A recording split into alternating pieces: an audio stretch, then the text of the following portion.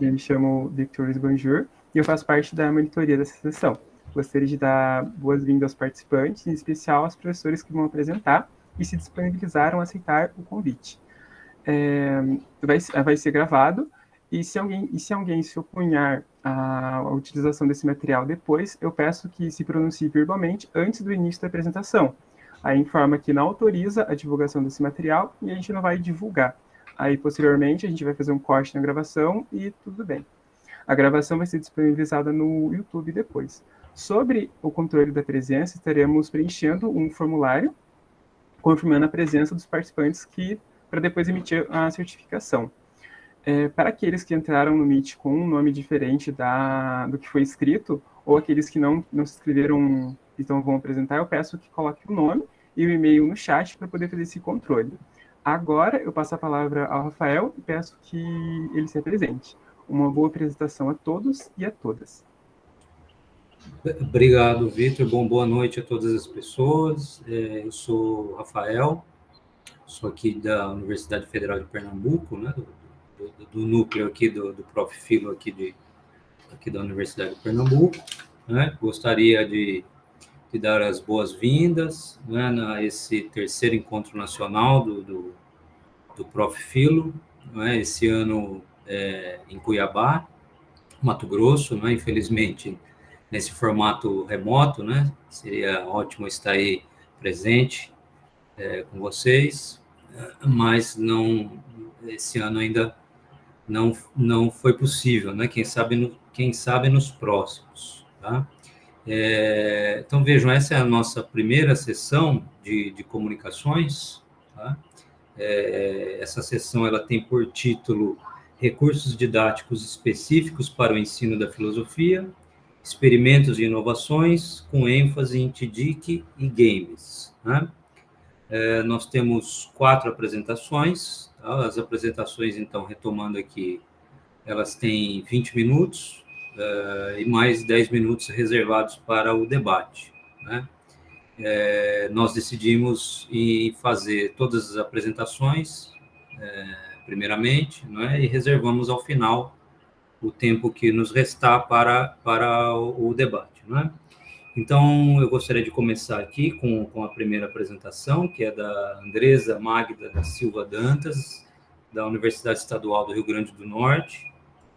O título do trabalho dela é Game, Filosofar, uma proposta metodológica mediada pela gamificação como recurso facilitador no processo da aprendizagem para os estudantes de filosofia no ensino médio. Tá? Andresa, boa noite, muito obrigado, a palavra é toda sua. Boa noite a todos, com muita satisfação que eu cumprimento a todos nessa sala. Vou projetar aqui os slides.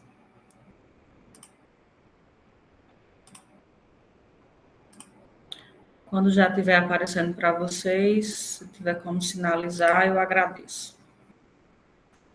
Tá ok. Tá aparecendo sim, Andresa. Tá ok? Bom, então a minha pesquisa... Opa, passou. Aí. Então, a minha pesquisa, ela é uma proposta metodológica pensada para o ensino de filosofia. E tem como título Game Filosofar, uma proposta metodológica mediada pela gamificação, como recurso facilitador no processo da aprendizagem para os estudantes de filosofia no ensino médio. Eu fui orientada pelo professor Dr. Antônio Júlio Garcia Freire. O meu tema de pesquisa, ele está diretamente ligado às minhas inquietações enquanto profissional. Quando fui professora de filosofia na educação básica, me deparei com alguns problemas, entre eles a desmotivação e a ausência do interesse dos alunos pelas questões e temáticas da filosofia. E isso me gerou muitas angústias. Então, dada essa realidade de desinteresse por parte dos nossos alunos, comecei a observar com mais atenção a rotina deles, tentando identificar o que gostavam, o que os motiva, o que faz sentido para eles. E se isso que faz sentido e prende a atenção dos nossos alunos, poderia associar-se de alguma forma ao ensino de filosofia. No intuito de obter essas respostas, apliquei um questionário diagnóstico para identificar a preferência dos alunos. O resultado foi bastante preciso e revelou a preferência desses alunos por jogos digitais. Logo, o desafio foi pensar uma prática metodológica mediada pelo uso didático do jogo. Daí surge o meu problema de pesquisa. De que maneira o uso da gamificação como estratégia de ensino por meio de uma experiência de jogo, no chamado mundo virtual, contribui para o entendimento dos jogos filosóficos que podem ser aplicados em seu cotidiano, no chamado mundo real? Bom, em síntese, os objetivos de pesquisa são: objetivo geral, investigar e compreender a relação entre os jogos digitais e educação, gamificação, através da aplicação do recurso como ferramenta didático-pedagógica, e os objetivos específicos: investigar, dentro da filosofia de Henri Bergson, as bases filosóficas subjacentes ao processo intelectual da formulação do conhecimento por duração, fundamentar as concepções teóricas e metodológicas sobre o processo de ensino e aprendizagem e gamificação, conceituando e relacionando o ensino de filosofia e os jogos digitais de RPG. Propor uma intervenção didático-pedagógica através da gamificação e o uso de jogos digitais de RPG. A fundamentação teórica da minha pesquisa é composta por 3 capítulos. O primeiro capítulo tem como título Filosofia e Conhecimento a partir da intuição do filósofo Henri Bergson. A seção 1 traz a definição da filosofia nos aspectos gerais. Como a minha pesquisa é voltada para o ensino de filosofia, é preciso fazer escolhas quanto ao modo de filosofar.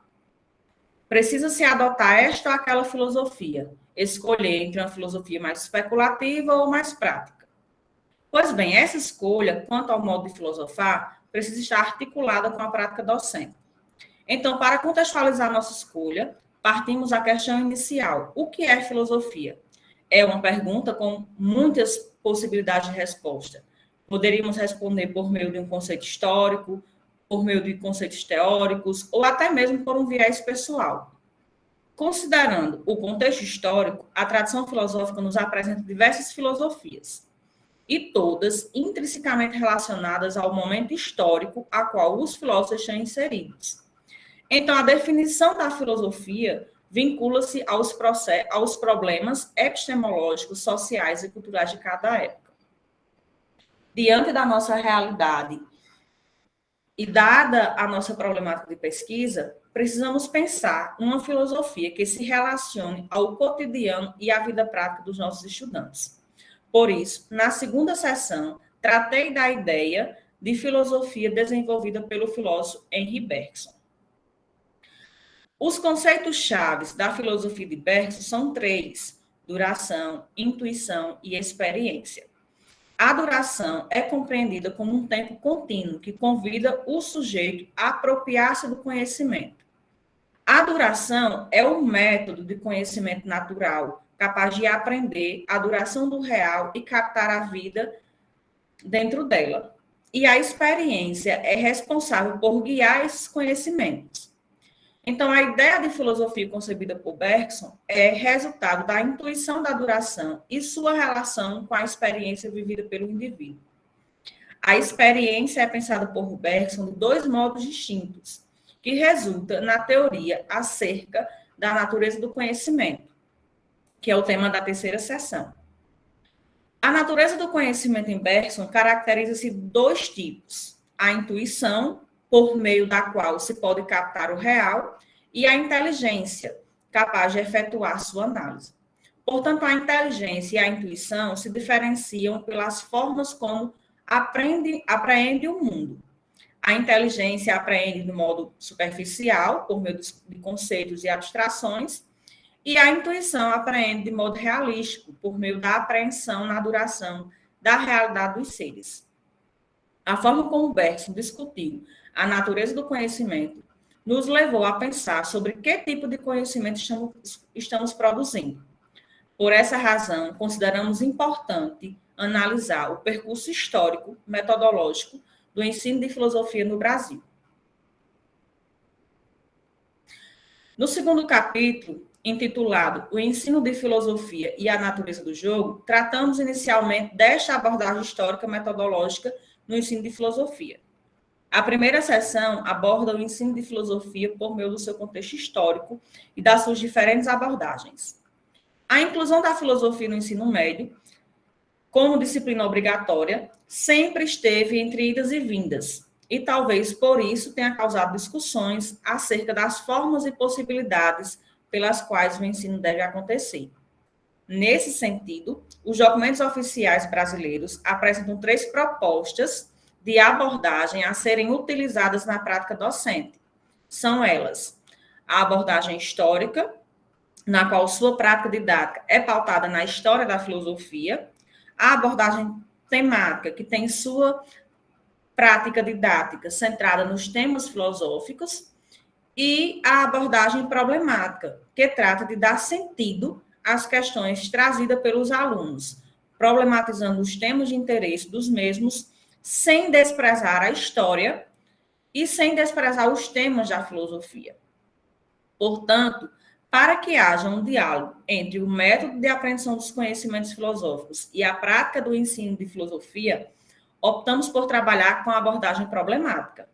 Nessa lógica, para que aconteça uma articulação entre o ensino de filosofia voltado para a problematização social dos estudantes e a aprendizagem centrada na experiência que o sujeito realiza a partir das associações feitas no ato de jogar, precisamos utilizar as pertinentes observações acerca da teoria do jogo sobre a perspectiva do filósofo Huizinga. Por isso, na segunda sessão, tratei dos aspectos da natureza do jogo em Huizinga. Huizinga define o jogo a partir de 4 características que se relacionam. A primeira característica do jogo é o fato de ser livre, ou seja, o sujeito deve jogar pelo simples gostar. A segunda característica, o jogo não é vida corrente, nem vida real, é um faz de conta. A terceira característica é o isolamento e a limitação. A terceira característica associa-se à segunda, no que refere-se ao fazer de conta. No ato de jogar, o jogador afasta-se da vida real, inserido-se em um ambiente que ele vai chamar de círculo mágico, cujos movimentos, tempos e espaço são pré-determinados e limitados. A quarta característica do jogo, evidenciada pelo filósofo, consiste em abordar o jogo como um fenômeno cultural, a experiência que o sujeito realiza a partir das ações feitas no ato de jogar. Então, o que torna o jogo um elemento cultural não é o seu início ou a duração das atividades, mas é o seu término, ou melhor, aquilo que foi criado, transmitido e conservado na memória do jogador. Esta última característica aponta a potencialidade do jogo em facilitar a aprendizagem por meio de uma experiência divertida com base em suas vivências do cotidiano. Considerando tal aproximação, é pertinente apontar as considerações de Huizinga acerca da teoria do jogo e como ele pensou as formas lúdicas da filosofia, tema da terceira sessão. É importante pensar a concepção lúdica e filosófica do jogo de 2 maneiras. Primeiro, reafirmando sua relação original com a realidade do jogador, de modo que esse esteja fundamentado na realidade, né, em separado do jogo. Segundo, como recurso que facilita a transmissão do conhecimento e possibilita ao aluno a oportunidade de obter resultados. Diante dessa realidade, faz-se necessário ampliar a utilização dos jogos no processo de ensino-aprendizagem. Em vista disso, mostrou-se motivador investigar as potencialidades de uma experiência gamificada por meio da experiência da aprendizagem experiencial. O terceiro capítulo tem como título Aprendizagem experiencial por meio de gamificação. Na primeira sessão, nós tratamos dos aspectos pedagógicos da metodologia ativa, né? Nas metodologias ativas, nós encontramos formas de desenvolver o processo de aprender, utilizando experiências reais ou simuladas, visando a aprendizagem. Entre as várias estratégias das metodologias ativas, aqui está a gamificação, que constitui o foco principal desta pesquisa enquanto estratégia didática. A gamificação, né, consiste no uso de características e princípios de jogo a fim de facilitar o aprendizado e a resolução dos problemas. Ou seja, a gamificação se constitui na utilização da mecânica dos games em cenários não games, criando espaços de aprendizagem mediado pelo desafio, pelo prazer e entretenimento. A gamificação ela ganhou novas propostas no contexto educacional e encontra-se dividida em 2 tipos, a gamificação de conteúdo e a gamificação estrutural. A gamificação de conteúdo, ela prevê a aplicação de elementos do jogo para alterar parte ou todo o conteúdo e material em curso. Já a gamificação estrutural, o conteúdo a ser abordado não é alterado ou impactado pela proposta de gamificação. Por isso, optei por utilizar a gamificação estrutural. A gamificação estrutural apresenta os critérios de implementação, que estão divididos em 4 passos. Primeiro, elaborar o roteiro. Segundo, oferecer um feedback. Terceiro, analisar o desempenho dos participantes. E, por último, estabelecer uma premiação. Seguir essa organização didática faz total diferença na aquisição dos resultados. Vale lembrar que o sucesso de uma experiência gamificada vai além da motivação, já que a imersão na atividade gamificada potencializa o desenvolvimento de habilidades cognitivas e habilidades sociais. Deste modo, analisar a imersão dos alunos nesses espaços de aprendizagem é necessário. Por isso, investigou-se as potencialidades de um ensino de filosofia baseado pela aplicação da aprendizagem experiencial. Na aprendizagem experiencial, o indivíduo se apropria de suas experiências. Isso porque as atividades pedagógicas são propostas a partir de práticas situacionais, relacionadas aos dilemas e necessidades concretas do aluno, na qual eles podem replicar os conhecimentos do ambiente real no mundo virtual. Essas características interativas representam o potencial dos ambientes virtuais na aprendizagem e estão visivelmente presentes no jogo de RPG. Por isso, propomos o ensino a partir da experiência com RPG. O jogo de interpretação de personagens, conhecido como Role Playing Game, o RPG, não é um jogo com característica comum. Seu foco não é apenas o sistema de recompensa, muito menos exibir um ganhador. O jogo é interativo e possibilita ao jogador improvisar nas decisões de seus personagens.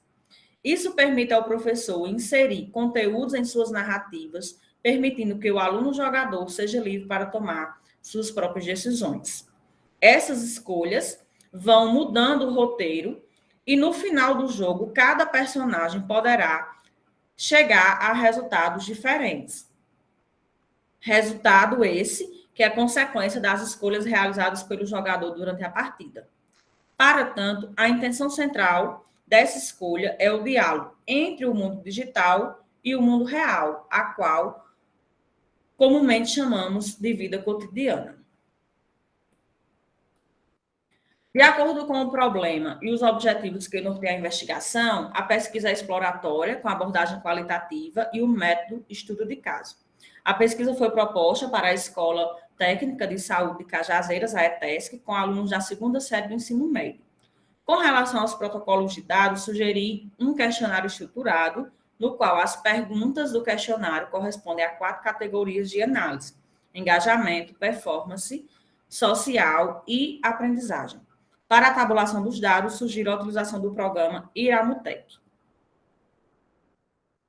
É importante comunicar a todos que a fase da intervenção não foi realizada por causa das dificuldades e problemas advindos da pandemia. Então, eu tive que optar pela flexibilização da intervenção, conforme foi proposto pelo Prof. Filo.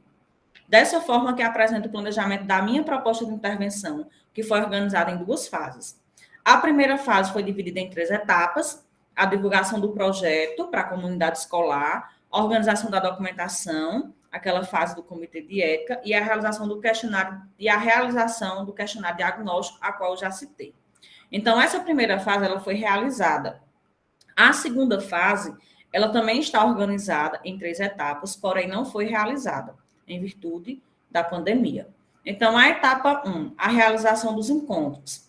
Esses encontros teriam duração de 2 horas, né? E nessa fase estava previsto o cumprimento das aulas online, síncronas, a liberação do material e o acompanhamento das atividades, bem como a apresentação do jogo.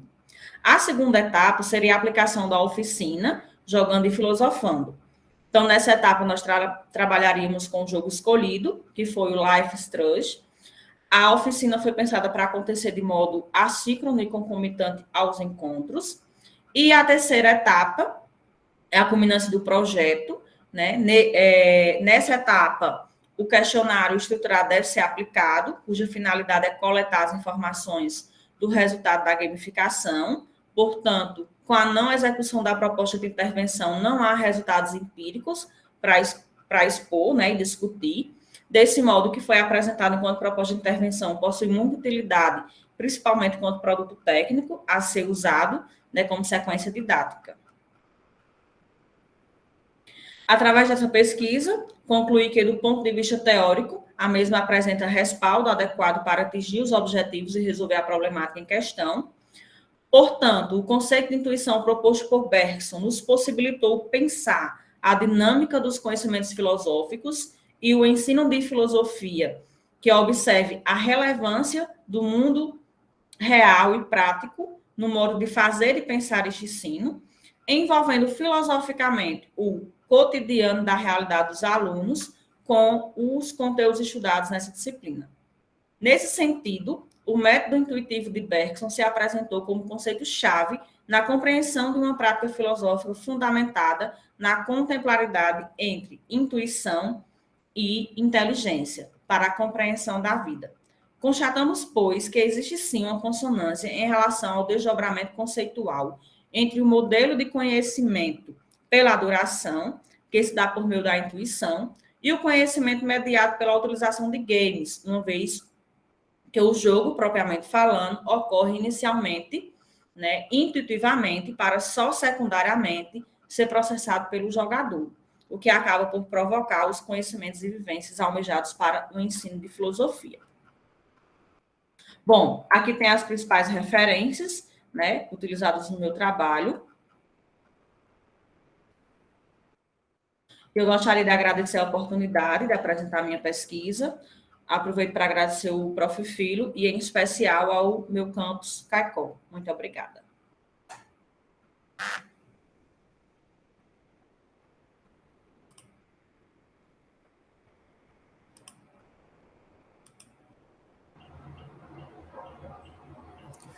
Ótimo, Andressa. Muito obrigado pela apresentação. É uma pesquisa muito interessante, né? Passemos agora, então, à segunda expositora da noite, que é a Lucineide Moreira, da Universidade Federal do Ceará, né? Que vai trazer para a gente o trabalho cujo título é Uma Percepção do Ensino de Filosofia nos Seja e sua possibilidade à luz do pensamento complexo. Lucineide, boa noite, a palavra é toda sua.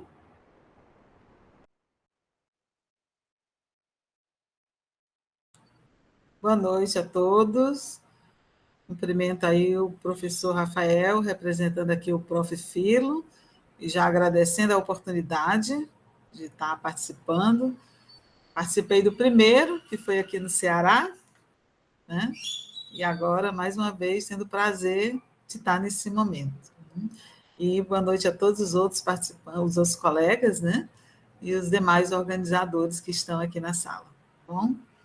Bom, vou compartilhar aqui minha tela. Deixa eu ver aqui. Deixa eu botar aqui.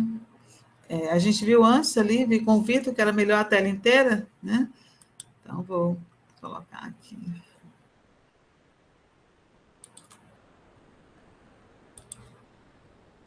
Estão vendo aí?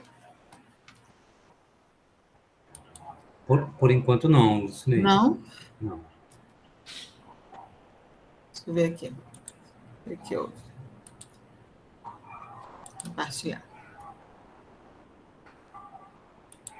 Deu certo? Pronto, agora sim. Deixa eu botar aqui no modo de apresentação. Tá ok aí para vocês?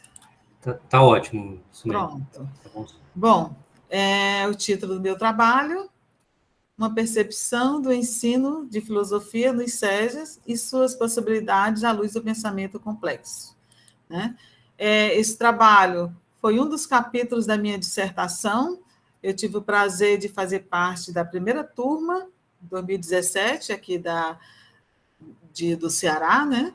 E a minha dissertação teve como título O professor de filosofia que atua nos SEJAs de Fortaleza, uma proposta de construção coletiva de sua praxis educativa. E eu tive a orientação do professor Dr. Marcos Fábio Alexandre Nicolau. Bom, a questão motivadora da minha dissertação foi procurar entender quais as principais dificuldades e demandas apontadas pelos professores de filosofia dos SEJAs para seu efetivo ensino-aprendizagem, né? Isso aí partiu da minha experiência como professora de SEJA. Eu trabalho há mais de 18 anos numa dessas escolas, né? E também da realidade dos nossos alunos, que muitos são jovens e adultos, né? São, portanto, aquelas pessoas que estão voltando à escola depois de, por algum motivo na vida, terem perdido aquele tempo, né? O tempo normal de ensino, e agora eles retornam e com uma urgência, né? Da conclusão de seus estudos. E uma urgência que muitas vezes demanda do professor práticas que atendam essas necessidades imediatas, como, por exemplo, a formação rápida e a certificação, né? Que é o intuito maior deles. Né? E, por outro lado, nós temos uma dificuldade muito grande de material didático, condizente com o público, né, da EJA, e as práticas pedagógicas diversas e isoladas, né, por parte dos professores de cada SEJA. Então, pensando em tudo isso, me veio a ideia de fazer um trabalho, né? E o objetivo foi analisar os desafios e as dificuldades identificadas nos relatos de experiência de docentes de filosofia dos SEJAs do município de Fortaleza, a partir do paradigma da complexidade de Edgar Morin, né? E foi um teórico que me foi apresentado pelo meu orientador e que eu vi a possibilidade de conhecê-lo e de poder, a partir do que ele diz, né, que quer organizar conhecimentos de modo que esses possam dialogar entre si e fazer parte da vida humana, como se formassem uma colcha de retalhos costurados com harmonia e perfeita combinação de cores.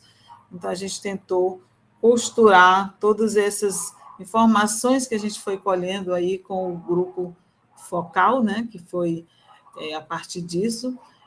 A gente teve como a metodologia na nossa abordagem de pesquisa foi uma de natureza qualitativa, né?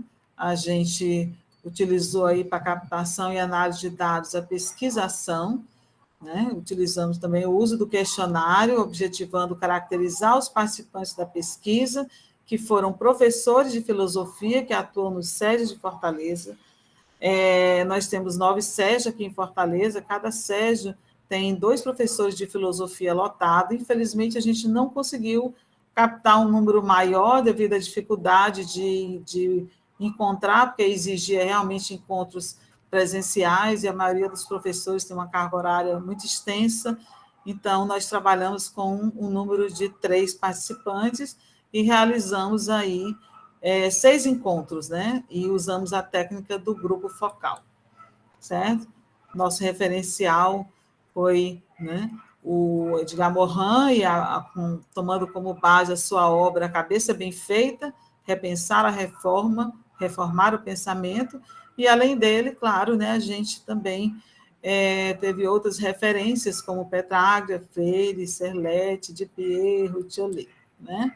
Bom, falando um pouquinho para vocês do que são os SEJAs, que é uma escola que no modelo que nós temos aqui só existe no Ceará, né? É uma sigla, Centro de Educação de Jovens e Adultos, né? Eles compõem a rede estadual de ensino do Ceará, são escolas que recebem matrículas o ano inteiro, né? Então, o público são aquelas pessoas que já estão fora da faixa etária para frequentar a escola seriada, né? Então, para o fundamental, acima de 15 anos, para o médio, acima de 18 anos. Tem um funcionamento ininterrupto de segunda a sexta-feira, nos 3 turnos. Então, os horários geralmente é de 7 às 12, de 12 às 17 e de 17 às 22, né? São os horários dos professores. Tem como proposta metodológica o ensino semipresencial, priorizando a orientação individualizada e dialogada, né? Os alunos são atendidos individualmente por cada um dos professores nas disciplinas que são ambientadas por área. Então, o aluno vai fazendo uma a uma disciplinas até concluir, né? Todo o ensino fundamental ou médio. Então, o capítulo da minha dissertação, né, que é o que eu vou trazer aqui para vocês, é uma percepção do ensino de filosofia nos SESGs e suas possibilidades à luz do pensamento complexo. Nesse capítulo, a gente procurou expor nossa análise sobre os relatos das participantes durante o grupo focal, enfatizando as suas percepções sobre a realidade que as constitui, enquanto profissionais do ensino de filosofia, e as suas propostas de intervenção na mesma a partir da EJA. Nós tivemos como referencial analítico aí toda a teoria do pensamento complexo de Edgar Morin, e a gente procurou partir dessa questão norteadora aí. Qual a contribuição do paradigma da complexidade de Edgar Morin para analisar os desafios e as dificuldades identificadas nos relatos de experiência de docente de filosofia nos SESGs do município de Fortaleza, né? Então, a gente procurou fazer essa relação desse quadro teórico com a realidade escolar a partir do que foi, do ponto de vista, né, que foi apresentado, que foram surgindo aí no grupo focal, né? Então, todos os dados foram obtidos, foram analisados de acordo com a categoria que a gente entendeu que tinha a ver com o que foi o ponto de vista das professoras. Então, só trazendo um pouquinho do que é esse pensamento complexo do Morin, né? Ele defende que o pensamento complexo como uma forma de compreensão da totalidade, compreende o termo complexo no seu sentido original, como que é ter sido junto. Então, tem aí o ser humano nas suas diversas dimensões, né? Se expressando aí na política, técnica, ética, e todas elas relacionadas, né, com o universo do poder, do fazer, do saber, e todas uma permeando a outra, e todas elas, né, objetivando esse universo do conviver, né, do se relacionar com os outros e com toda, como ele chama, com todo o planeta, né, com tudo aquilo que nos é apresentado no nosso dia a dia. E a gente procurou, aí no nosso percurso de análise, né, foi posterior, né, porque a gente foi fazendo os encontros nos grupos focais. Cada encontro a gente procurou entender, estudar uma das categorias que o Morin apresenta, como a cabeça bem feita, a condição humana, aprender a viver e a reforma do pensamento. E, posteriormente, foi o nosso processo, né, analítico de ver onde é que cada uma das falas, os problemas, as angústias, ou seja, aquilo que foi trazido pelas participantes, qual era a relação, né, onde é que elas se encaixavam aí dentro dessas categorias, e a partir disso a gente fez a nossa análise, né? Eu trouxe aqui só um pouquinho mais teórico essa parte do que foram essas categorias, né? Então, a cabeça bem feita. O significado da expressão cabeça bem feita, conforme Morin, é o de dispor ao mesmo tempo de uma aptidão geral para colocar e tratar os problemas, princípios organizadores que permitam ligar os saberes e lhes dar sentido. Então, a partir disso, nós podemos afirmar que os objetivos propostos pelos PCNEM para o ensino de filosofia, eles estão compreendidos no sentido que o autor aponta. Porém, ao confrontá-los com a realidade, as dificuldades para que realmente sejam alcançados se evidenciam, né? E notamos isso ao analisar alguns fragmentos extraídos das falas das professoras. Uma das grandes dificuldades de trabalhar com a filosofia é que eles não têm contato com a leitura, os alunos, né? Então, trabalhar alguns conceitos com eles é bem difícil para o entendimento deles. Você tem que trabalhar a relação através do diálogo, da conversa, do ponto de vista deles, para que compreendam. Outra fala, a maior dificuldade que eu tenho é no que diz respeito à leitura. Essa leitura que falta tanto na filosofia, assim como nas demais disciplinas, entendeu? Então, os relatos nos levam a pensar sobre as possibilidades reais de efetivação de uma educação para a cabeça bem feita, tanto do ponto de vista do aluno quanto do professor. Outra categoria foi a condição humana, né? Então, a educação, enquanto um processo de formação humana, não pode deixar de reconhecer todas as transformações do mundo e do quanto podem afetar o ser humano. De acordo com Morin, a educação do futuro deverá ser o ensino primeiro e universal, centrado na condição humana. Então, nós podemos considerar as condições objetivas de existência do aluno e pensar estratégias para que alcance os conhecimentos filosóficos de forma significativa para a sua vida. Nesse sentido, vai ao encontro de um dos objetivos propostos pelo SPCNEM, no qual devemos conduzir os alunos à contextualização sociocultural, vinculando os conhecimentos filosóficos à dimensão pessoal biográfica, assim como ao reconhecimento do entorno sociopolítico, histórico e cultural do aluno. Dessa forma, compreendemos que o ensino de filosofia tem nos seus princípios essa preocupação humana, quando propõe uma reflexão de valores e de uma prática no sentido de se encaminhar para a construção de uma ética direcionada para uma existência mais justa e mais solidária. Outra categoria, aprender a viver. Morin afirma que ensinar a viver necessita não só dos conhecimentos, mas também da transformação em seu próprio ser mental, do conhecimento adquirido em sapiência e da incorporação dessa sapiência para toda a vida. Então, propiciar uma compreensão mais ampla do conhecimento por parte dos alunos não é uma tarefa fácil, principalmente no contexto da EJA, posto que o tempo que eles buscam recuperar já está atrelado a uma necessidade que não lhe permite parar para pensar no seu bem-estar, na sua vivência e convivência com os demais, enfim, como alguém que tem desejos e sonhos e que busca a felicidade. Na outra categoria, a reforma do pensamento. Um dos desafios, né, de acordo com Morin, é superar a fragmentação dos conteúdos, a compartimentalização das disciplinas, que é a forma como o sistema educacional se constitui e com a qual todos estão acostumados, né? Morin faz uma séria crítica a essa fragmentação. Então, para ele, é preciso substituir um pensamento que isola e separa por um pensamento que distingue e une. É preciso substituir um pensamento disjuntivo e redutor por um pensamento do complexo, no sentido originário do termo complexos, o que é tecido junto. Então, a partir dessas análises, né, nós obtivemos alguns resultados, né? Então, primeiro, a importância da imersão na realidade do ensino de filosofia nos SEJAs, à luz das ideias de Edgar Morin, possibilitando um conjunto de reflexões e propostas sobre essa modalidade de ensino, a EJA, na perspectiva de compreendermos a relevância do pensamento complexo na formação de um público deveras específico, a quem a proposta da formulação de uma cabeça bem feita é por demais urgente.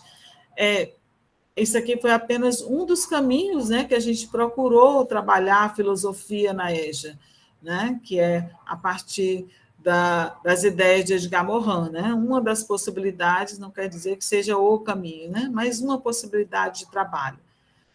Outra importante, né, conclusão, o resultado que nós obtivemos foi que a presença do ensino de filosofia no currículo constitui importante formação para o desenvolvimento de um pensamento capaz de unir os conhecimentos, de problematizá-los, fomentando um espírito crítico e uma autonomia frente à vida. A gente, claro, né, todos nós que somos professores de filosofia, a gente tem essa consciência, essa importância, mas a gente conseguir que o aluno compreenda isso, que o aluno perceba a valorização desse conteúdo na sua vida, é realmente assim, uma grande dificuldade que nós encontramos nos SEJAs, né? Talvez também, eu acredito que nas outras escolas. Ficou também evidenciada a dificuldade da prática docente em filosofia na estrutura dos SEJAs, confirmada pelas professoras participantes do grupo focal, quando afirmaram que, além do estranhamento desse conteúdo, a realidade em que se inclui os alunos que retornam à escola é impulsionada por um pragmático objetivo, a necessidade de certificação. Nós temos realmente uma grande dificuldade em trabalhar uma disciplina, né, que exija leitura, que exija análise, que exija reflexão. Os alunos eles tendem a pensar que isso não interessa, que isso não é importante, porque a ideia deles ali naquele momento é um certificado por uma exigência do trabalho, né, para mantê-lo ou para buscá-lo. Então, a gente tem que realmente repensar muitas das nossas práticas pedagógicas para conseguir atingir aí esse objetivo, né, da valorização desse conhecimento. E, para isso, a importância da formação continuada, que também evidenciou-se, né, a necessidade de mudanças amplas na prática docente em filosofia na EJA, que vão desde as condições de se envolverem na estrutura dos SEJAs e do currículo proposto ao material didático adotado. Nós, durante muito tempo, a gente luta para ter um material, né, voltado para esse público da EJA, e até hoje nós temos assim, trabalhado com livros, né, que muitas vezes estão muito distantes da nossa realidade, né, desse público, que são impostos, né, pela secretaria, nós não tivemos a condição de escolher, né. Foi também importante constatar que a metodologia desenvolvida no SEJA, com seu atendimento personalizado, favorece a relação dialógica entre professor e aluno, que facilita perceber suas limitações, suas necessidades, no caso dos alunos, né, e poder atuar mais precisamente sobre elas, realizando, de certa forma, os ideais aqui elencados, né? Então, a gente sempre gosta de dizer que o SEJAS é uma escola que dizer assim, do presente para o futuro, né? Primeiro porque ela dá uma condição do aluno frequentar novamente a escola, retomar os seus estudos dentro da condição dele, do tempo dele, né? E também esse diálogo, né, direto com o professor facilita que ele compreenda a importância, né, daquele conhecimento que ele está tendo a condição de, vamos dizer assim, de conhecer e de aprender, né?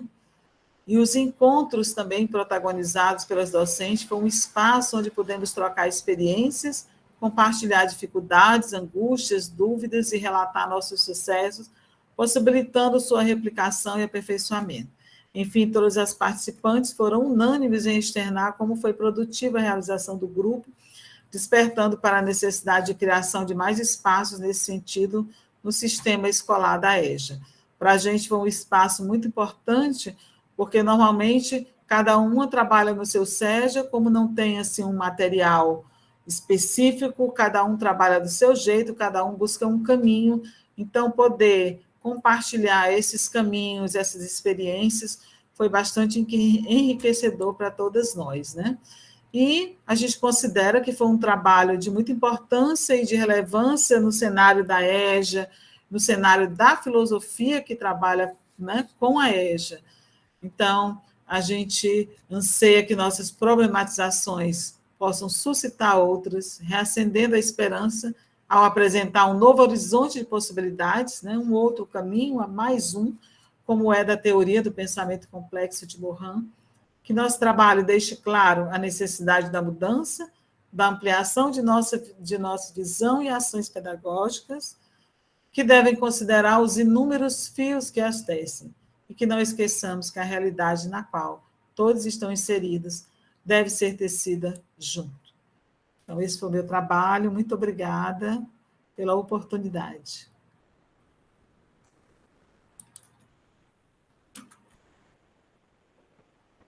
Não sei se eu... Ok. Ótimo, Lucineide, muito obrigado. Né? Também uma pesquisa formidável a sua. Né? Parabéns. Viu? Obrigada. Gente, então, por acaso, eu verifiquei aqui, não chegou, né? Nenhuma das outras, das duas escritoras. Professor, boa noite. Chegou sim. Eu estou presente, mas eu não posso apresentar ainda. que eu estou indo para o hotel debaixo de uma chuva. Eita. Rapidão. Assim que eu chegar, eu consigo. Então, Me perdoe.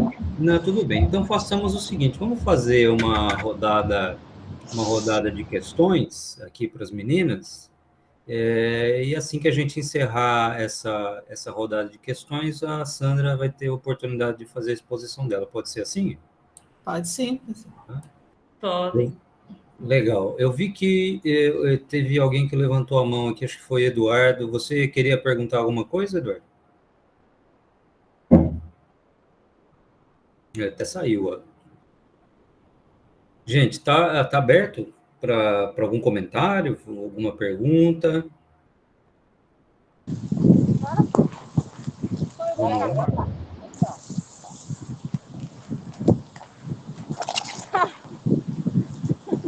Eu falei que estava limpo. Começar só carregar ele na mão. Deixa eu sair da chamada. O Vitor, Não, professor, desculpa, é que eu fui apertar aqui e apertei errado. Tá? Obrigado. Só não, complementar, a Andressa, a Lucineide, parabéns pelo trabalho, principalmente a Andressa, viu, Andressa? Eu acho que essa questão da gamificação, até um colega, depois eu tenho interesse, porque tem um colega que trabalha na parte de química, de física, ele trabalha com essa gamificação. Eu até falei do seu trabalho para ele, ele me interessou. Eu falei, não, vou pegar depois, nós podemos fazer uma parceria aí depois. Pronto, vamos trocar a figurinha. Parabéns, vamos sim. Obrigada. Legal, obrigado, Eduardo. Lucileide, também, esse seu trabalho aqui no Tocantins, a gente tem o Enseja e a EJA, né? E esse trabalho, o seu também, eu, inclusive, na minha pós-graduação, eu trabalhei a questão da EJA. E, realmente, a questão da EJA, claro que a visão um pouco do Moran, agora me abriu um pouco o horizonte do Moran, foi interessante, mas, assim, eu acho que a EJA é um espaço que a gente pode trabalhar também. A filosofia, até porque já são maduros, já são bem conscientes, né? Eles não são tão imaturos já, como às vezes no primeiro ano de filosofia, que é bem imaturo, às vezes, né? Os estudantes bem imaturos, eles já sabem o que querem. Eu acho que trabalhar um pouco a questão eu gosto muito da questão da dinâmica do contemplar enquanto filosofia, né? Enquanto conhecimento, e eles gostam, né? Eu acho que eu também já trabalhei na EJA, é muito bom. Parabéns pelo trabalho. Obrigada. A nossa grande dificuldade, Eduardo, é porque, como nós trabalhamos com o sistema semipresencial, ou seja, o aluno ele vem à escola e se matricula, a partir daí ele começa, né, o percurso da formação dele por disciplinas, então ele vai fazendo 1 a 1, ele leva o material para casa, ele estuda, ele vem tirar dúvidas, ele vem fazer as provas, então é muito difícil para a gente, né, conseguir fazer um trabalho, né? Um trabalho assim que realmente surta um efeito maior para a percepção da importância desse conteúdo junto a esses alunos, porque eles são maduros, eles sabem o que querem, mas normalmente o que eles querem é um certificado. Então, a gente trabalhar, né, essa visão deles de que eles precisam muito mais do que somente uma certificação é realmente assim uma grande batalha da gente, né, nos SEJAs, certo? Conquistar esse aluno, né? A gente oferece oficinas, então cada disciplina a gente faz eventos, conseguir realmente às vezes a gente traz convidados e conseguir que tenham alunos para assistir é a nossa grande batalha, né? Porque muitas vezes eles têm a escola, principalmente os SEJAs, como aquele local onde ele vai só pegar um material para ele estudar, para ele fazer uma prova, e estudar para fazer uma prova para conseguir um certificado. Então, a gente conseguir que esse aluno entenda que esse espaço é também de aprendizado, de transformação pessoal, né? É realmente assim um trabalho que a gente fica assim buscando práticas e diversas formas de conquistas, né? Todo dia a gente tem um trabalho grande de conquistar esses alunos. É um convencimento que não é fácil, né, Lucineide? Difícil. Legal. Lucineide, veja, aproveitar então essa sua fala,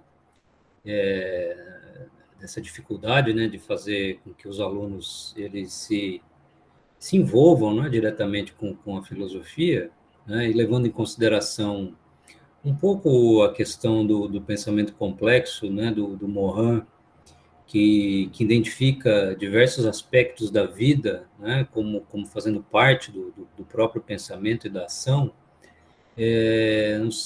não seria interessante se você pudesse refletir um pouco com a gente uma ideia que foi abandonada, eu diria, né, pela filosofia a partir da modernidade, mas que era muito presente, né, na antiguidade, até na Idade Média, que era a ideia da filosofia como um modo de vida, né? Se você pegar aquelas escolas, as escolas helenísticas, sobretudo as escolas helenísticas, né? Isso fica muito claro.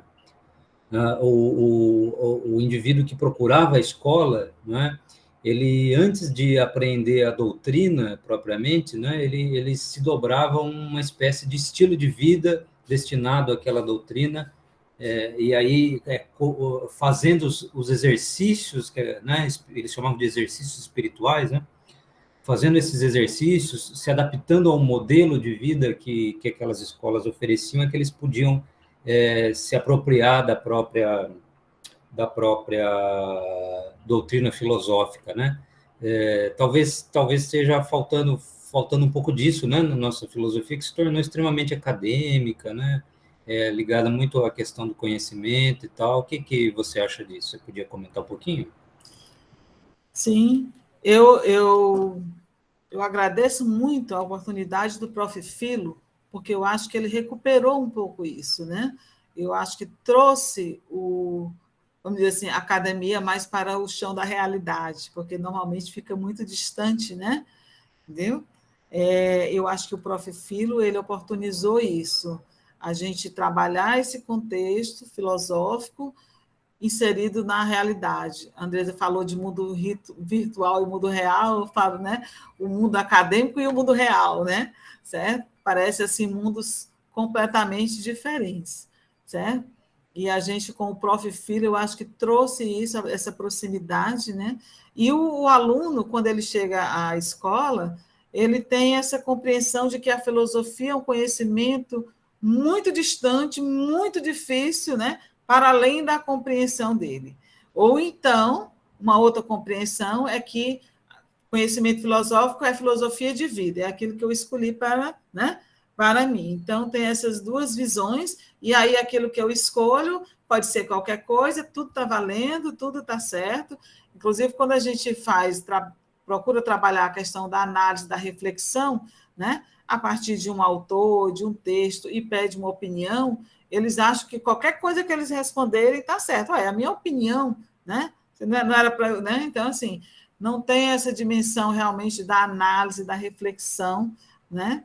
E de se apropriar de um conhecimento para que aquele conhecimento embase, né, essa opinião.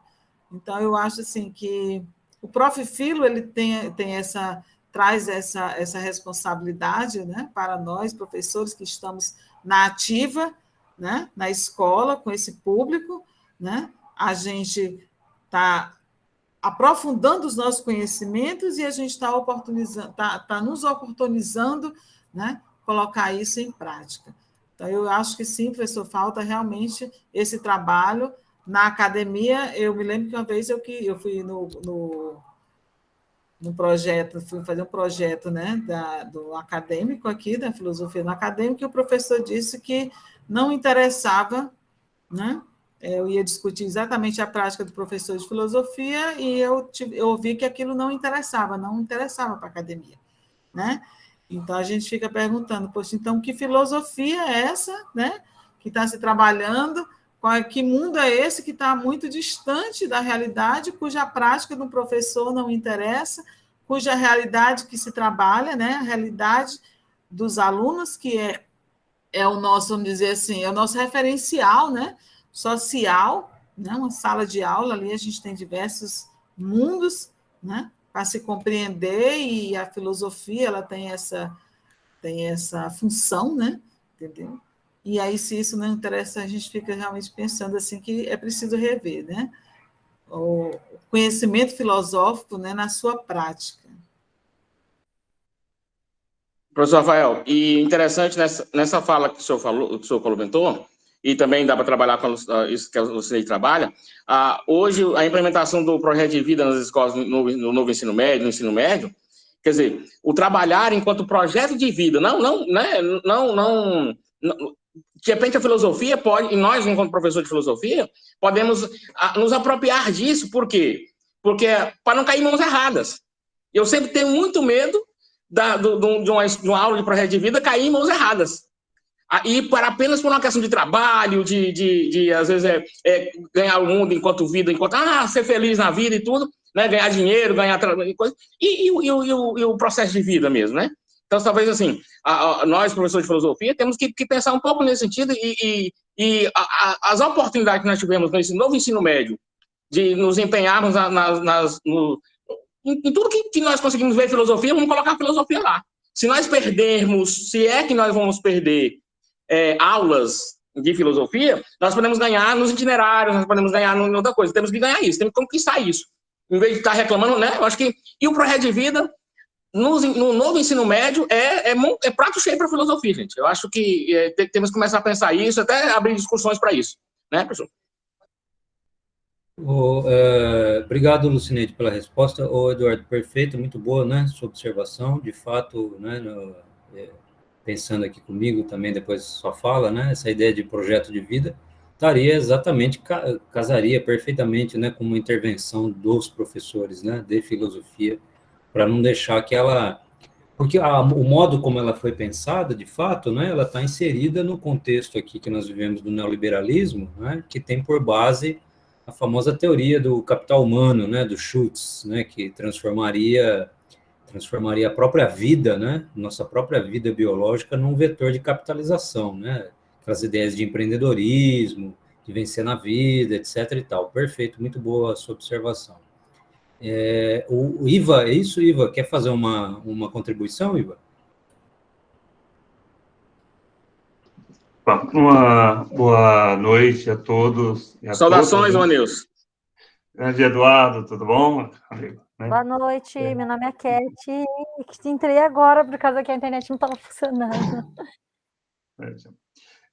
Eu não consegui pegar a apresentação da Andressa e peguei aqui a da Lucineide, né? E uma observação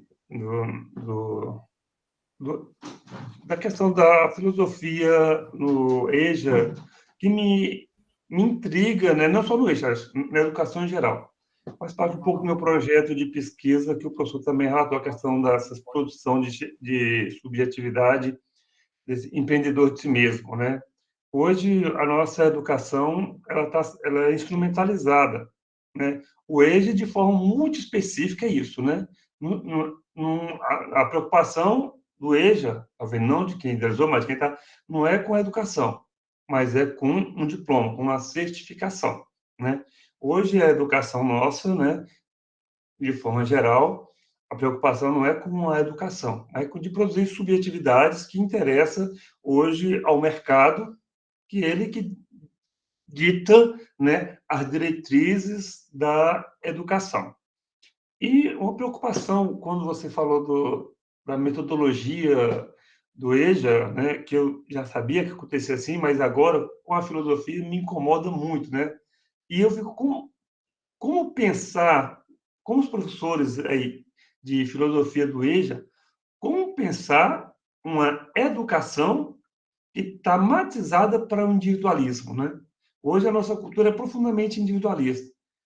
E a metodologia do EJA não suscita, parece que uma dimensão de comunidade, né? É o indivíduo que vai, né, sem essa dimensão da comunidade, né?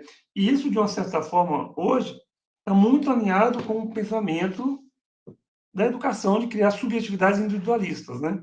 Então, dentro dessa pesquisa aí, é possível, de uma possível metodologia de criar espaços onde seja discutido ou fomentado essa dimensão da comunidade, da participação, até que para a filosofia o debate ele filosofar de um só, né? Acho que o grupo enriquece o debate. Então, de repente, né? Não sei como a metodologia, se era possível, né, a partir aí do seu pensador, né, de fomentar um, uma possível discussão que vai acontecer, um pensamento do individualismo, né, e fomentar uma dimensão mais comunitária, participativa, né? É só um insight que me veio, isso a partir da pesquisa que eu estou fazendo atualmente. Era só essa sugestão ou contribuição, tá ok? Certo. Só, viu, Iva, eu penso assim que essa é uma responsabilidade muito grande, né, de todas as disciplinas hoje, né? Nesse sentido de a gente conseguir fazer com que as pessoas entendam o conhecimento na sua importância enquanto conhecimento, e não só que a gente está inserido dentro de um sistema aí capitalista, que convida muito ao individualismo, né? E todo um sistema que faz com que as pessoas tenham que ficar nessa loucura de correr, né, atrás de simplesmente um espaço para ocupar, né? Não como ser, né? Mas como, vamos dizer assim, não ser indivíduo, enquanto indivíduo, mas um ser simplesmente que ativo, trabalhando, né? Um ser que trabalha, que produz, né? Entendeu? Eu acho que, nesse sentido, a filosofia ela tem tem que ter essa preocupação, né? De trazer essas reflexões, né? A gente, às vezes, no nosso trabalho, embora individualizado, mas nos nossos trabalhos mais de grupo, de oficinas que a gente proporciona, a gente consegue, muitas vezes, fazer com que os alunos parem e analisem um pouco, né? Essas buscas que eles estão trazendo e que a sociedade capitalista está cobrando e impondo a eles, né? E aí eu me preocupo muito quando o Eduardo falou que é ótimo a filosofia ali como um itinerário, como um percurso. Eu acho que a gente tem que lutar para que ela permaneça enquanto uma disciplina, né? Com um conteúdo bem específico, com um conteúdo que tenha sua importância, sim, na formação dos alunos. Ela não tem que ser um conteúdo transversal, um itinerário perdido no meio das outras. Não, a gente tem que, né? A gente tem que lutar pela importância que ela tem, porque é exatamente por conta dessa importância que ela está sendo retirada, né? Exatamente pela compreensão da valorização desse conteúdo, né? Nessa formação humana das pessoas, é que ela está sendo tirada, né? Que ela estão procurando tirá-la do currículo, né? Porque sabe o quanto ela contribui. E a gente não pode aceitar e achar que essas outras propostas são boas. Não, elas não são boas, né? Elas não são boas, elas estão reduzindo, né? Reduzindo o valor do conhecimento filosófico na formação das pessoas. E a gente não pode aceitar isso e achar que essas propostas elas são boas, porque elas não são.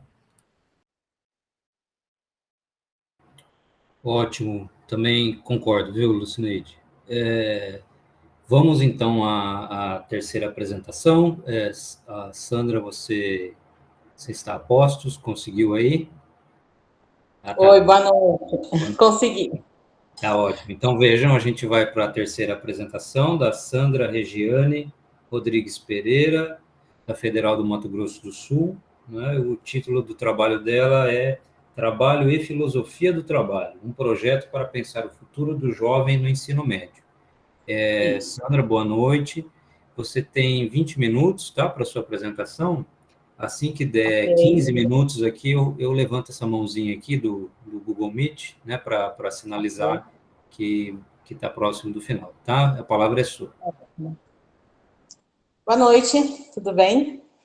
Então, na correria, eu vou apresentar rapidamente meu projeto. Eu organizei um Prezi, não sei se fala Prezi ou Prezi, eu não sei se eu vou conseguir compartilhar a tela, vou tentar. Vamos lá.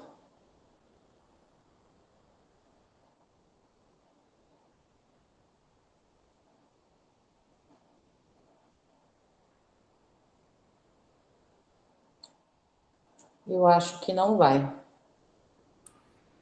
Era só lá onde você estava clicar no compartilhar, que aí dava certo. Ah, é? Então, peraí. Vamos lá. Está aberto aqui. Vamos novamente. Compartilhar tela, iniciar compartilhamento, iniciar agora. Você está compartilhando sua tela. Aí agora você compartilha de novo aí para... Não vai mesmo.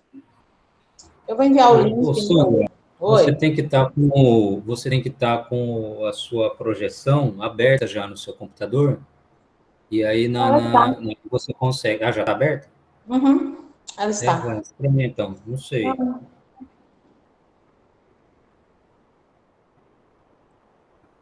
Eu acho que eu não vou conseguir nesse sentido. Não tem problema. Tá ok. Porque, na verdade, eu vou falar um pouco sobre o projeto, né? O projeto inicial e os caminhos que ele tomou, os rumos que ele tomou e como nós finalizamos ele, tá? Vai ser algo assim bem sucinto. E depois eu envio o link do Prezi no grupo mesmo, né? No chat. E quem tiver interesse, entra, olha, ficou legal, tem até foto da escola e tudo mais. Então, de início, nós pensamos em trabalhar com os terceiros anos do ensino médio, uma vez que eles saem da educação básica para o mercado de trabalho, e eles não têm essa visão de mundo do trabalho, têm visão de mercado de trabalho, né? E, para pensar, eu não fui em Marx, eu fui em Hegel. O meu filósofo analisado foi Hegel, e a principal obra lida foi a Fenomenologia do Espírito, principalmente o capítulo 4, que fala o Ricardo, meu orientador, ele chama de parábola, mas não é, né? A parábola do senhor e do escravo. E como isso se faz, né? Como isso está presente até mesmo na contemporaneidade. E ele escreveu há muito tempo atrás. Mas para chegar nisso, quando eu comecei a ler mais e me aprofundar mais, eu vi que não tinha como chegar sem passar pelos outros eixos estruturantes, que são a família e a linguagem.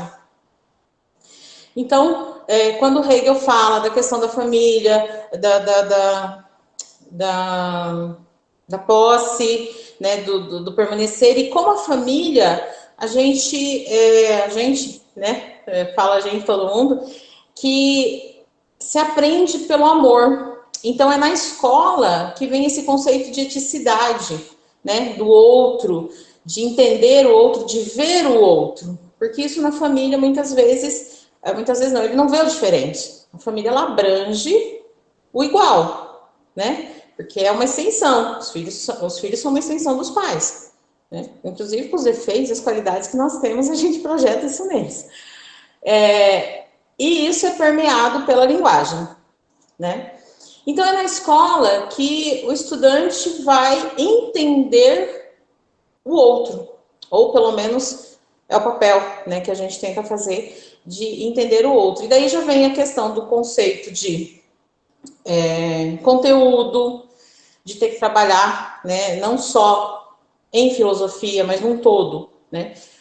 Os conteúdos que a escola aborda, a relação com o outro, né? E tudo pelo que a escola vem passando, tudo isso gera muitas questões, e a escola assumindo um papel que muitas vezes não é dela, né? De pai e mãe, de família, que não é dela. Então, isso foi feito uma análise em cima de Hegel. A metodologia, então, primeiramente, eu tive aulas com o terceiro ano, meu foco era o terceiro ano, e depois eu percebi, eu vou falar depois para vocês o porquê que eu tinha começado no segundo ano. Então, dentro das aulas, eu vou tentar agora enquadrar a temática dessa sessão, tá? Período de pandemia, 4, 5 turmas de terceiros anos da escola pública do estado de Mato Grosso do Sul, do interior do Mato Grosso do Sul, uma aula de filosofia semanal, e nós fomos trabalhar, então, além do conteúdo que o currículo pede, né, essa análise, essa reflexão sobre Hegel. Então, eu comecei, né, essa história, né, esse histórico, puxando, explicando de uma maneira, porque a linguagem de Hegel não é uma linguagem fácil para se ensinar para o estudante de ensino médio. Então, eu tentei adequar da melhor forma possível e fui utilizando de recursos didáticos. Aulas no Google Meet, podcast, para chegar até esse estudante. Feita essa primeira etapa, nós tivemos uma segunda etapa, que seria, na faculdade, chamam de projeto de extensão. Na educação básica não tem projeto de extensão, então são projetos interdisciplinares. Como é que eu vou trabalhar um projeto interdisciplinar em período pandêmico, sem estudantes presenciais, agregar esses estudantes somente com filosofia? Eu não conseguiria de forma alguma. Então, eu estabeleci contatos, professor de língua portuguesa, professora de história, professor de educação física, girando em torno de um mesmo tema, que era cidadania e trabalho. Inclusive, a promotora do município, ela trouxe as bases legais da cidadania. O que é cidadania dentro dessas bases legais? Então, nós tivemos 2 dias desse evento, chamado Diálogos Democráticos, que inicialmente foi pensado a relação, né, de trabalho em Hegel, mas como não seria apenas filosófico, então abrimos com outras perspectivas ali. E nós tivemos adesão de mais de 100 estudantes do terceiro ano, que eu achei extremamente válido, né? E como produto, e, gente, eu já vou falar, eu detesto essa palavra produto pedagógico, tá? Me perdoem, eu sei que tá dentro do Profilo, mas eu não gosto. O resultado do trabalho dos estudantes foi eles elaborarem, que daí entra lá na BNCC, que utiliza-se de múltiplas linguagens, eu não me lembro exatamente o termo agora, tá? Mas ele se utiliza de múltiplas linguagens para explicar o trabalho, a visão do trabalho hegeliano, para estudantes, de estudante para estudante. Então, eles poderiam utilizar memes, charges, poesia, desenho, literatura, né, para explicar a dialética do senhor e do escravo e essa visão do trabalho, né, trazida da filosofia para a contemporaneidade. Tudo isso nós montamos murais virtuais que foram disponibilizados nas redes sociais da escola. Mas eu tinha que ter um parâmetro, porque eu não posso analisar algo sem ter um parâmetro, né? Isso foi em 2019. Minto, 2020. 2021, o que fazer? Estudantes vindos do segundo ano, nós tivemos o mesmo enfoque. Todavia, de uma maneira mais sucinta, porque eu tinha prazo para entregar. Então, não teria esse evento grandioso que foi Diálogos Democráticos, mas comecei com as aulas, isso intercalando conteúdos e o projeto, né?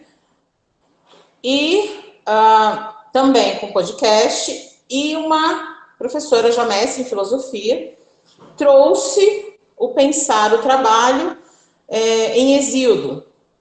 E a partir disso, eu voltei novamente, né, ao trabalho em Hegel, para a gente chegar num consenso.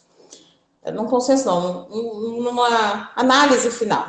E aí, nós elaboramos um questionário, eu e o meu orientador, né, o Ricardo, elaboramos um questionário para ter uma análise, não apenas qualitativa, mas que eu pudesse analisar as respostas desses estudantes em cima do que Hegel dizia, né?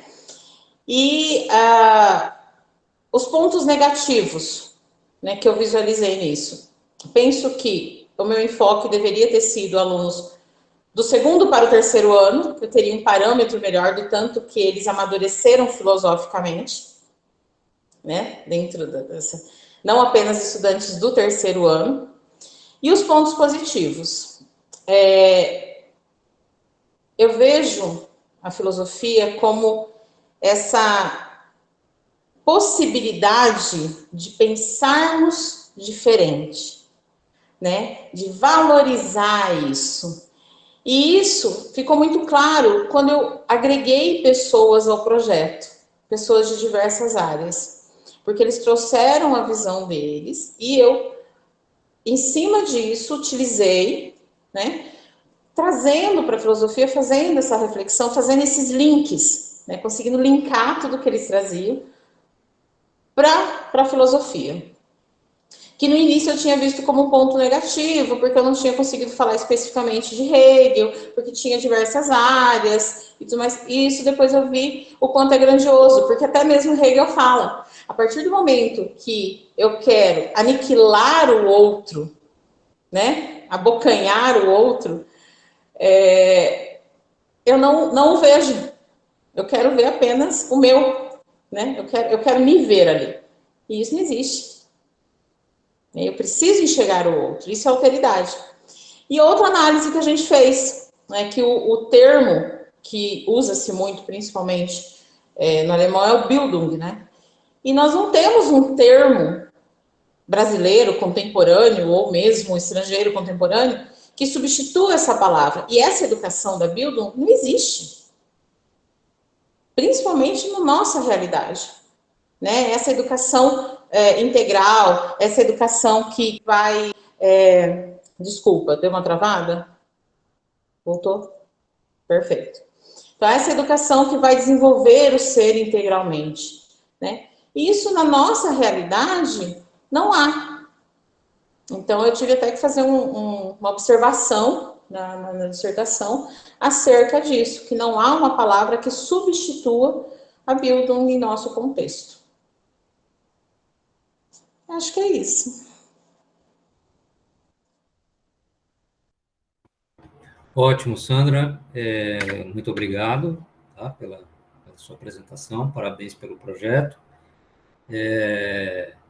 Vamos, então, nós temos aqui ainda algum tempinho, gente. Vamos retomar. Alguém tem mais algumas questões a direcionar para a Andressa, para a própria Sandra, que acabou de apresentar? Sintam-se à vontade. Professor, eu acho que a outra pessoa entrou, a Márcia. É? É verdade? Boa noite. Boa noite, Márcia. Tudo bem? Tudo bem, boa noite a todos. Sou a Márcia Araújo. Pode fazer, tá? A gente tem 20 minutos, tá bom? Para apresentar. Aí, quando chegar por volta dos 15, eu faço um sinal aqui com a mão, ó, né, para te indicar que está próximo do final, tá bom? Obrigado. Tá certo. Eu nem vou poder falar tanto, que eu estou com a voz um pouco ruim, que eu dei muita aula essa semana passada e fiquei um pouco ruim da voz, mas vamos lá, né? Bom, o título do meu trabalho é Iniciação Científica através de temas filosóficos. E como foi se despertar desse interesse com a iniciação científica na escola? Bom, despertou em mim o interesse de encontrar uma maneira de contribuir na iniciação científica foi durante uma avaliação que eu fiz de um estudo de caso que estudantes do terceiro ano realizaram e apresentaram na Feira de Ciência. Eu não sei se é de conhecimento de vocês, mas eu acho que vocês ouviram falar do caso do bebê chamado Charlie Gard, europeu. Ele nasceu com a grave doença e era mantido vivo através de aparelhos hospitalares. Então, o Estado, ele decidiu desligar os aparelhos e a família não pôde decidir nem mesmo onde é que o bebê permaneceria até falecer. Foi até cogitado levá-lo para os Estados Unidos, mas eles não obtiveram o direito de levar o filho para ser tratado em outro país. Então, isso chamou a atenção dos estudantes, e eles resolveram realizar uma pesquisa sobre as decisões legais que deliberam desses casos, né, de menores de idade, estado terminal. Houve um debate ético na escola, muita gente foi assistir a apresentação deles, inclusive essa equipe, ela teve um bom destaque dentro das apresentações do estado de Ceará.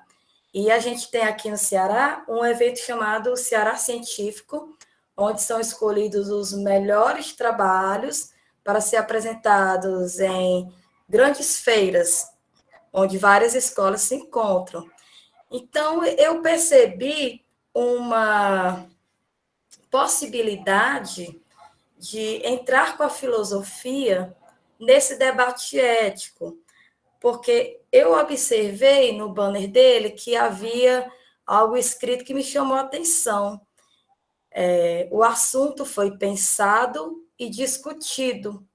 Só que eu sei que o tempo de apresentação de feira de ciências, assim como o tempo que é dado também para os estudantes desenvolver o projeto, não tem um tempo tão satisfatório para esse debate, né?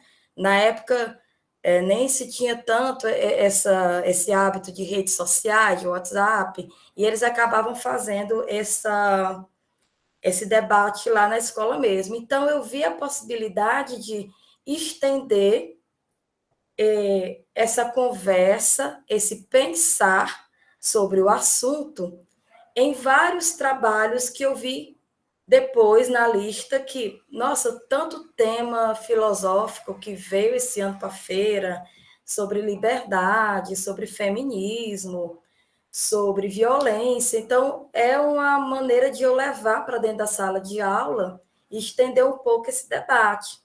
Só que, ao me deparar, era a primeira vez que eu estava avaliando, recém-chegada na escola, até então, nas outras escolas que eu lecionava, não tinha feira de ciências do formato que a escola que eu estou hoje faz.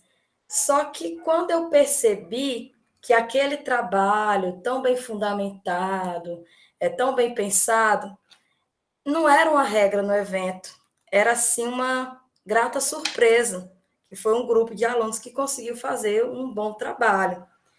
Então, no ano seguinte, eu comecei a ser orientadora de projetos para a feira de ciência lá da escola.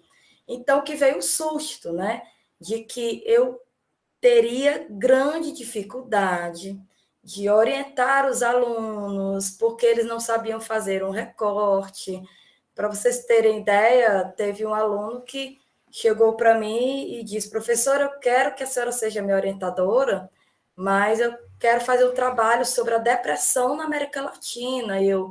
Mas não é possível fazer um trabalho desse, né? Eu fui com todo cuidado para dizer para ele que ele tinha que fazer um recorte. Então, foi que eu me deparei com o problema da minha dissertação, né? Mostrar a esses alunos como a ciência trabalha. E eu vi uma excelente oportunidade de começar a apresentar a ciência aos alunos, começar a apresentar uma maneira de desenvolver um projeto científico, pensando filosoficamente, mas como é que eu iria me aproximar deles? Porque a grande maioria, eles não se importavam com a feira de ciências, que achavam a coisa muito difícil. Imagina só, a escola passou a adotar um edital de feira de ciências parecido com a feira universitária. E os meninos do primeiro ano vinham de uma realidade ainda daquela de copiar e colar e mostrar numa cartolina aquilo que já era feito, aquilo que já era passado como se fosse uma enciclopédia, né? Então, o que foi que eu fiz, né? Então, começou a alimentar em mim um profundo interesse pela iniciação científica na escola. E somou, então, essa inquietação que eu falei. Como eu ia despertar nos alunos o interesse pela ciência e fazê-lo perceber que a metodologia científica não está muito distante do cotidiano deles? Era onde surgia a problemática da identificação, né? Era o meu problema. Então, diante desse exposto, eu comecei a procurar por recursos didáticos que me auxiliassem a iniciar essa proposta. Então, deixa eu aqui compartilhar como foi que eu comecei a trabalhar junto com eles. Só um momentinho, gente. A ciência em sala de aula usando as minhas aulas de filosofia.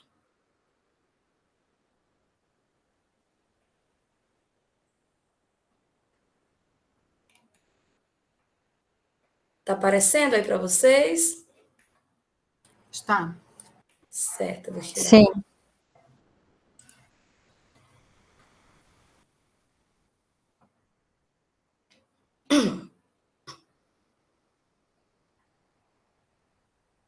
Pronto. Então, eu reparei que durante a Feira de Ciência apareciam vários temas filosóficos, só que eles nem percebiam que eram temas filosóficos. Eram temas que havia ética, direitos humanos, democracia, cidadania, poder, justiça, alienação. Mas eles pensavam que tratar sobre esses assuntos não era coisa de cientista. Eles achavam que era apenas um trabalho de apresentação, mas não tinha. Ah, professora, mas isso aí não é ciência, isso aí é ciências, é humanidades, né? Mas não é ciências humanas? Como não é ciência? Aí a ideia que eles tinham de cientista era aqueles que estavam com tubo de ensaio, no laboratório, no jaleco, com o cabelo desalinhado, enfim, aquele tipo de imagem, né, de cientista. Então, eu encontrei no livro do Rubem Alves o material ideal para trabalhar ciência e senso comum com eles. Eu não sei se vocês conhecem o livro do Rubem Alves, Filosofia da Ciência, Introdução ao Jogo e as Suas Regras, que me auxiliou muito em levar esse tipo de conteúdo para eles. Então, primeiro, eles se familiarizaram com o senso comum, né, que são coisas que acontecem no dia a dia deles, e que eles poderiam começar a observar, tanto no bairro deles, na família, na escola, e poderia levar para a ciência. E o Rubem Alves, ele usa um exemplo que eu acho muito fantástico, que ele fala que a ciência é um refinamento daquilo que você já tem no seu senso comum. Então, eu usei esse personagem aqui do Monstros S.A., do Mike, para mostrar para eles que a ciência é uma hipertrofia, é algo que se escolhe para poder aumentar, como se fosse alguém que é uma pessoa que é magra, um homem que é magro, e vai começar a fazer exercícios físicos para fazer uma hipertrofia no músculo dele. Então, eu comecei a levar para a sala de aula a diferença entre senso comum, entre ciência, trabalhando isso com eles, e levei também exemplos de cientistas que publicaram no Twitter, através de uma hashtag chamada Pareço Cientista, pessoas que até então os alunos não acreditariam que eram cientistas. Aí o caso aqui da Ana Lu, que ela é graduanda em matemática, mas também é modelo, mas também ela é professora, ela também gosta de Muay Thai. Levei o caso aqui da Leia Santos, que ela faz mestrado em ciência da informação e pesquisa bibliotecas em presídios. Levei o caso também da Andressa Cabral, que é jornalista, que estuda quilombos. Então, para eles tirarem essa imagem de que o cientista ele deveria parecer apenas com aquela personagem que a gente vê sempre nos filmes, que é o típica pessoa que está dentro de um laboratório. Então, através disso, eles perceberam que poderiam escolher temas de humanas para poder fazer os seus trabalhos. Aí aconteceu a pandemia e, infelizmente, a gente não teve as feiras, que era onde eu poderia apresentar um trabalho, algo que pudesse ilustrar melhor o que eu estou apresentando para vocês, né? Um trabalho que eu vou concluir ano que vem, ainda estou mestranda, ainda estou sendo orientada, e desculpe pela voz mesmo, porque estou um pouco rouca, problema de saúde, mas eu não queria deixar de apresentar o meu trabalho para vocês, tá? Muito obrigada. Encerra-se.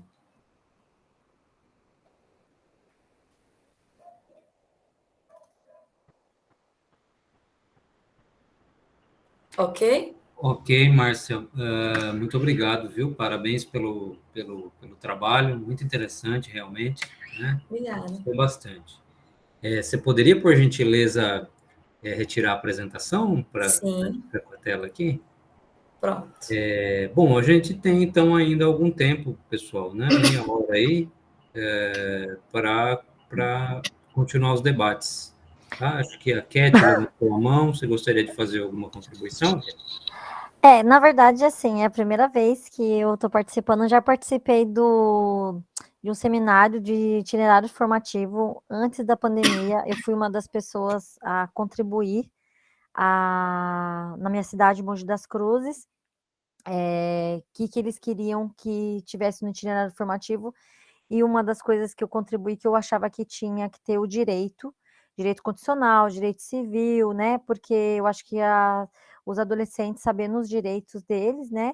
Eles também conseguem levar esses direitos também para dentro de casa, para ter uma sociedade melhor. Eu acredito que toda pessoa que sabe os seus direitos, ela contribui melhor para a sociedade, né?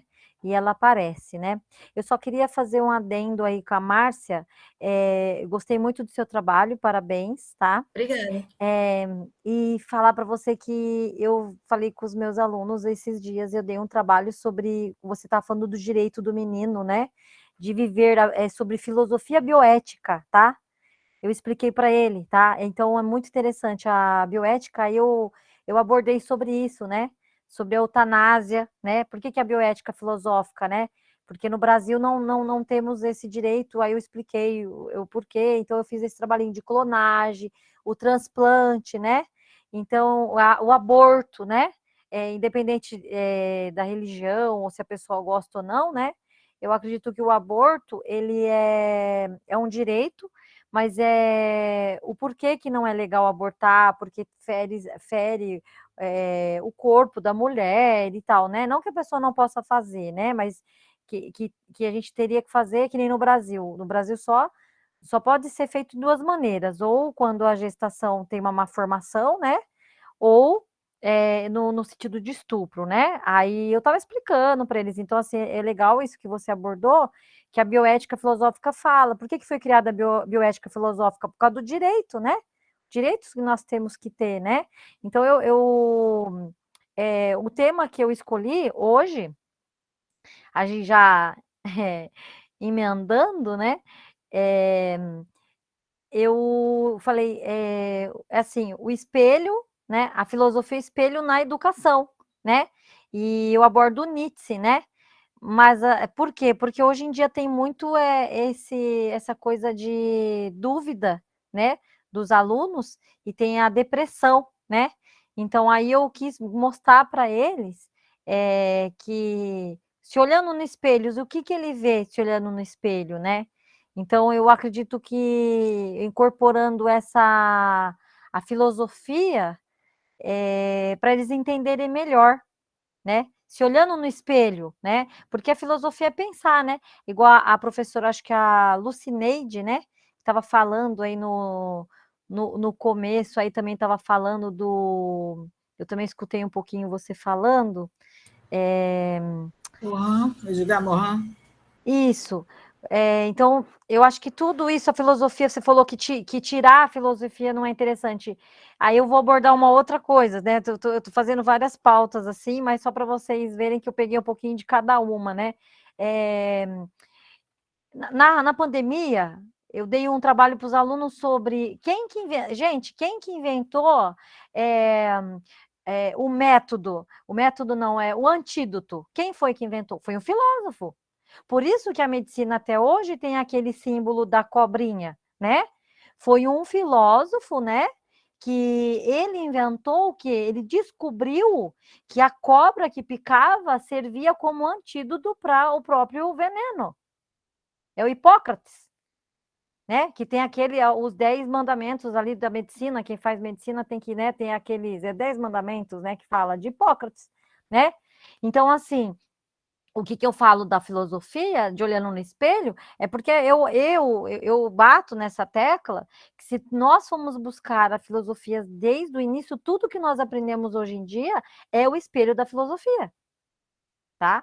tudo que nós aprendemos. Igual eu falo para os alunos, vocês acham que quem inventou o computador foi agora o Bill Gates? Não foi ele que inventou. Se você buscar na filosofia, quem inventou foi filósofos, que na época nem existia internet, né?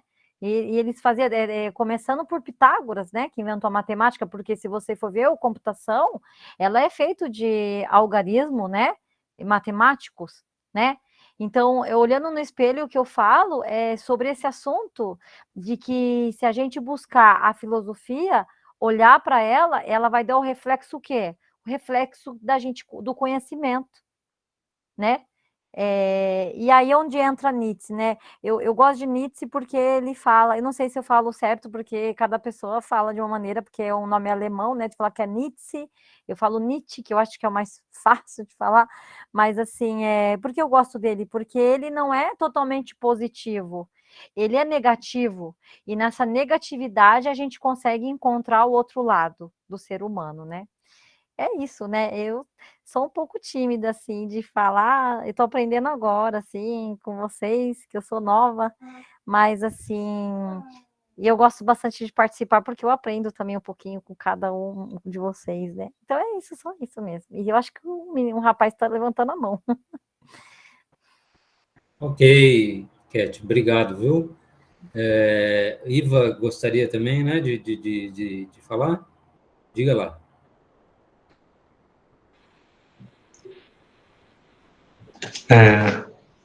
Primeiramente, eu parabenizo as duas, né, pela apresentando trabalho, né? A Sandra aí com esse grande desafio Obrigada. hoje de pensar um futuro para o ensino médio que não seja só o mercadológico, né, que esse novo ensino médio ele empurra para isso, né? Essa educação bancária mercadológica, como se não tivesse outra alternativa, né? Colocar o grande Hegel aí para tentar vislumbrar uma possibilidade, uma alternativa, isso é muito legal. O trabalho da Márcia é muito provocante, porque para nós, quando fala feira de ciência, a galera da filosofia fica meio perturbada nas feiras de ciência, né? Fica meio de escanteio, né? Na hora da feira da ciência, porque o nosso produto, geralmente, ele é reflexivo, e a feira de ciência tem que estar pedindo algo empírico, né? Mas, Márcia, eu só queria ver, não uma dúvida, talvez se poder esclarecer, porque você usou aí um pensador, que é o Rubem Alves, ele é teólogo, ele é pedagogo, é poeta, né? Mas, além dele, Isso. para você sistematizar o seu conteúdo, você tem algum pensador, alguns pensadores, para dar uma solidez filosófica na estrutura do seu trabalho? Na Acima do verdade, a Hegel, né? filosofia. Certo. A filosofia ela vai surgindo nesse pensar e nesse descobrir do aluno. Não vai ser apenas Rubem Alves que vai entrar no meu trabalho, mas sim artigos, já dissertações sobre senso comum e ciência, e outros livros que o meu orientador vai inserindo no meu trabalho. Tá, só para esclarecer, o Ivan, assim, o Rubem Alves, né, no final da produção dele, né, da vida dele, então ele tinha esse arcabouço, vamos dizer assim, um pouco mais comercial, né, de escrever livros para o público em geral, tal, mas ele foi, durante muito tempo, ele foi professor de filosofia da ciência. Ele tem um manual, acho que é esse que a Márcia está usando, né? Que é um manual de filosofia da ciência. Né? Então, acho que para o propósito que ela se deu, né? É uma boa referência. Né? Mas acho que era isso, né? Que você estava um pouco querendo saber. Né? Exato mesmo, né? Eu conheço, sou um leitor do Rubem Alves, eu gosto, Sim. enquanto teólogo, né, gosto muito, né? Uhum. E esse livro dele é fantástico, né? Que ele usa essa linguagem, ele é um cara que escreve numa linguagem muito popular, fala de coisas profundas, né? Mas numa linguagem muito simples. Mas era só para saber se tinha algum outro, né, além do Rubem Alves, para sistematizar a sua redação. Ok. Obrigado, viu, Ivo, pela contribuição. Eu tinha uma pergunta aqui, eu esqueci. Para, assim, se a Andressa pudesse comentar um pouco, né, aqui para a gente, que eu achei muito interessante, que eu verifiquei ali na fala dela, né, uma relação com a ideia se era possível, na verdade, ela fazer uma relação com a ideia de duração lá no Bergson, não é? E se ela acabou fazendo isso na dissertação ou não, com a questão do tempo do jogo ali no Zynga, né? Eu não conheço muito bem, né? O Bergson já li alguma coisa e tal, mas assim, mas a ideia que me parece é que o jogo teria um tempo próprio, né? Pelo que você disse, me parece que o jogo é uma espécie de suspensão do tempo, né? O tempo se suspende, ele não é mais o tempo normal. Se você encontrou alguma relação nesse sentido entre a duração no Bergson, essa ideia do tempo, a temporalidade do jogo, o que você acha disso? Se você pudesse falar um pouquinho.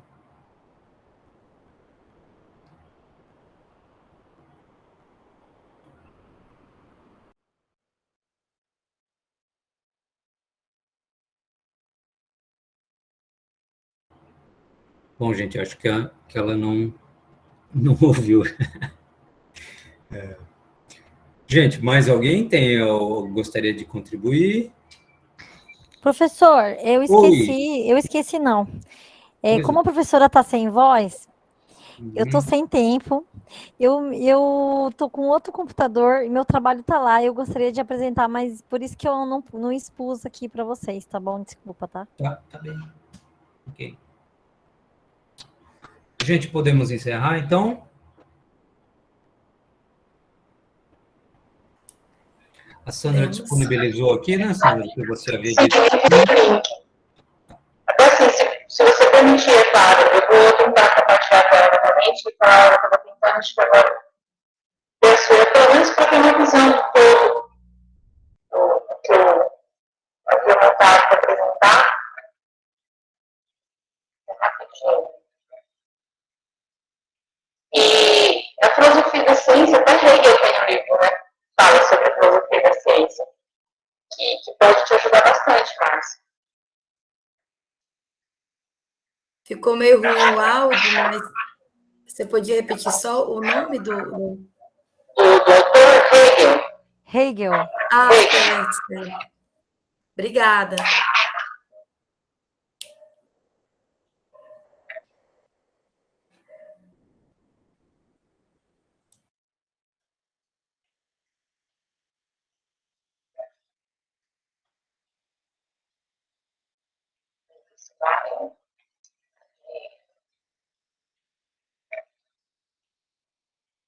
Está aparecendo para vocês? Tá sim, Sandra, está aparecendo. Então, aqui, né, de forma rápida, tudo que eu contei. Aqui, parte do produto, eu não gosto da ideia do produto pedagógico, né, que eles apresentaram, até a imagem da escola, onde eu apliquei o projeto do Profifilo. Parte do questionário e finalizando, né, lá as considerações finais e o livro, né, que deu embasamento a tudo, que foi a Fenomenologia do Espírito de Hegel. Aí eu acredito que pelo link que eu enviei dá para ver certinho, que ele vai linkando, né, falando, apresentando toda essa reflexão que fizemos com os terceiros anos. É isso.